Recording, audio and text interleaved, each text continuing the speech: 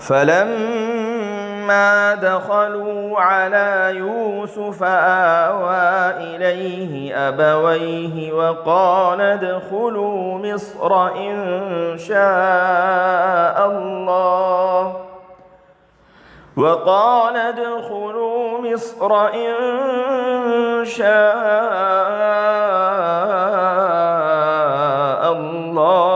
آمنين۔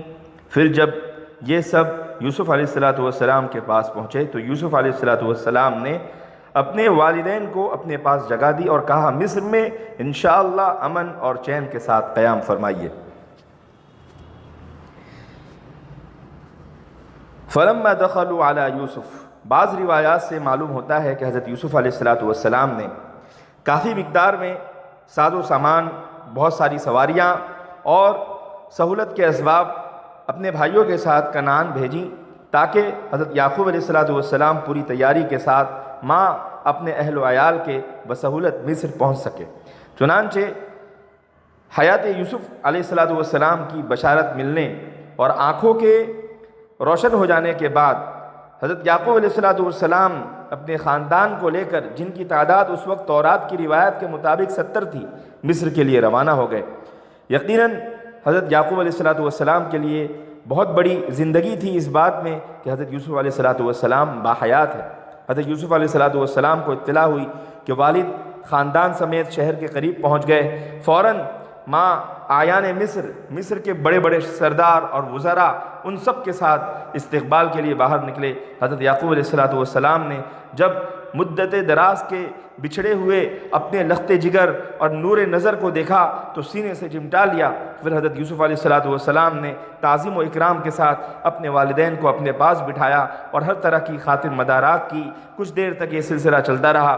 جب یہ مسرت آمیز ملاقات ہو چکی اور چونکہ یہ ملاقات شہر سے باہر مصر کی سرحد پر ہوئی تھی، اس لیے جب شہر میں چلنے کی بات آئی تو حضرت یوسف علیہ السلام نے والد بزرگوار سے عرض کیا کہ اب آپ پورے خاندان کے ساتھ عزت و احترام اور امن اور حفاظت کے ساتھ شہر میں تشریف لے چلے۔ اس وقت مصر کا دارالسلطنت رامسیس تھا، جشن کا شہر کہلاتا تھا۔ حضرت یوسف علیہ السلام والدین اور اپنے پورے خاندان کو بڑے کر و فر کے ساتھ شاہی سواریوں میں بٹھلا کر شہر میں لائے اور شاہی محل میں اتارا۔ آوا الیہ ابوی، اس میں حضرت یوسف علیہ السلام کے بارے میں لکھا ہوا ہے کتابوں کے اندر کہ حضرت یوسف علیہ السلام کی والدہ کا بہت پہلے انتقال ہو چکا تھا اور اس وقت والد کے نکاح میں ان کی خالہ تھی، اور خالہ چونکہ بمنزل ماں کی ہوتی ہے جیسا کہ چچا بمنزل باپ کے ہوتا ہے، اور خالہ جب اپنے والد کے نکاح میں ہو تو اس کا بمنزل ماں کے ہونا اور زیادہ پختہ اور یقینی ہو جاتا ہے۔ اور بعضوں نے کہا کہ حضرت یوسف علیہ السلام کی حقیقی والدہ حیات تھی۔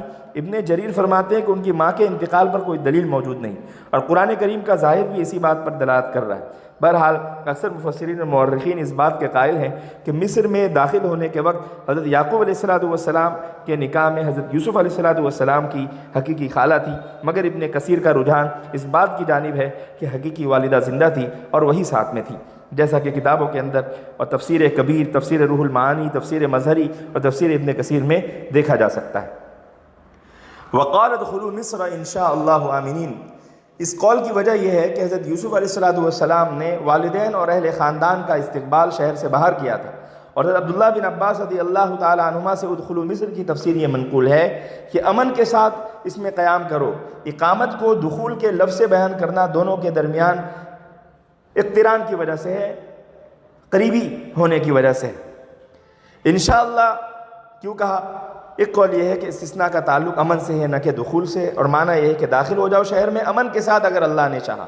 اور اس ترکیب کی نظیر اللہ تعالیٰ کا قول ہے قرآن مجید کے اندر لَتَدْخُلَنَّ الْمَسْجِدَ الْحَرَامَ إِنْ شَاءَ اللَّهُ آمِنِينَ، لَتَدْخُلُنَّ الْمَسْجِدَ الْحَرَامَ إِنْ شَاءَ اللَّهُ آمِنِينَ۔ تو انشاءاللہ کہا۔ دوسرا قول یہ ہے کہ استثناء کا تعلق دخول سے، یعنی تم کو ہر طرح کا امن اور امان حاصل ہوگا، تمہارے اہل و عیال، مال و متاع، تمہاری جانیں سب محفوظ رہیں گی، کسی قسم کے قحط اور وغیرہ میں مبتلا ہونے کا کوئی خطرہ نہیں ہوگا۔ ایک معنی یہ بھی ہے کہ شہر میں داخلے کے لیے تم کو شاہی اجازت نامے وغیرہ کی ضرورت نہیں پڑے گی، جیسا کہ ایک ملک سے دوسرے ملک جانے کے لیے ضرورت ہے، اور آج کل کے زمانے میں یہ بات تو بالکل واضح ہے کہ بنا پاسپورٹ کے ہم جا نہیں سکتے، جبکہ غیر ملکیوں کے لیے یہ اجازت نامہ ضروری تھا۔ تو یہ ساری باتیں علماء نے لکھی ہے اور ہر بات سمجھ میں آنے کے قابل ہے۔